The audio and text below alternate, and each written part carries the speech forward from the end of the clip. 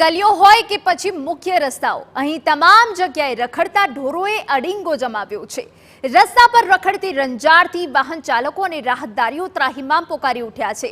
રાહદારીઓ ભયના ઓથાર નીચે રસ્તો પસાર કરવા મજબૂર છે, કારણ કે કઈ દિશામાંથી રખડતી આફત તેના પર ત્રાટકે એ નક્કી નથી હોતું।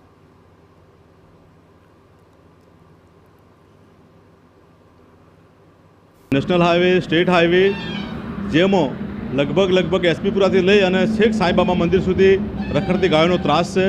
રખડતી ગાયોના કારણે કેટલાય યુવાનોના, બાઇક સવાર યુવાનોના, ગાડી સવાર વ્યક્તિઓના અકસ્માતો થાય છે, જીવનું જોખમ છે। એ સિવાય પાલનપુર શહેરની અંદર જ્યાં જુઓ ત્યાં ગાયોના ટોળે ટોળા ઊભા છે, રસ્તાઓ બ્લોક થયા છે, ક્યાંય પણ સાવચેતીપૂર્વક ચાલી શકાય એવી સ્થિતિ નથી। અહીંયા કેટલાય એક્સિડન્ટ થાય છે।